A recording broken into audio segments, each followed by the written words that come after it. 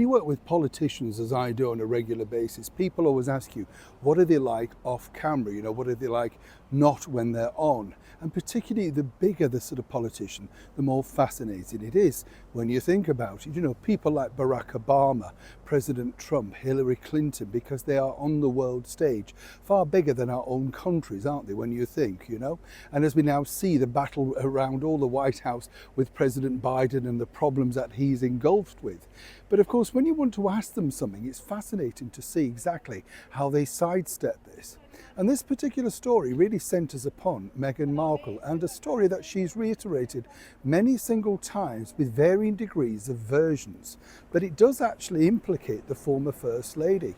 As ever, let me explain. It's lovely to see you today. Thank you so much for your time. It is fascinating because if you cast your mind back earlier this year, once again, Meghan took to the stage, a podium alongside powerful women. Katie Couric was there. And if you remember, she said to Meghan, you know, once again, oh, you know, do share the story about when you wrote to the soap firm. Now, I don't need, I'm sorry, I've got the giggles on this, but we don't need to bring that story up because every single person knows it, you know. Prince Harry must have heard it 100 times, and whatever people say, he's a good actor. He sat in that audience looking like he was interested, where he must have suddenly thought, you know, is Countdown still on back in the UK? Those sort of things go through your mind, don't you? But very quickly, Meghan grabbed the mic and explained how she changed the world, one soap sud by another. And what was fascinating about this is varying degrees of stories. You know, a lot of people say that actually the original letter wasn't actually put together by her and was actually put on headed paper from ABC TV to get some attention, as one can imagine. Her father worked there. Now, what there is proof of is this, of course. There is the letter, allegedly, that is in the internet ether, and you can see it apparently how Meghan wrote to this particular company. I believe it was Procter & Gamble. And the thing is, where it gets really interesting, in very murky waters, Meghan has changed a tune many different times. But when I asked Hillary Clinton at a press conference over here in the United Kingdom, she came over a couple of years back now to help promote a book. And it was one of those very strange things where you had to have read all the book and you had to only ask questions about that and stuff like that, you know.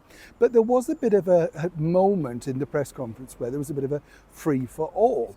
And what was fascinating about that was you kind of think, wow, you know, this could be a little bit dangerous in the hands of Hillary Clinton, you know. Could ask her anything really, couldn't you? So I did ask that question.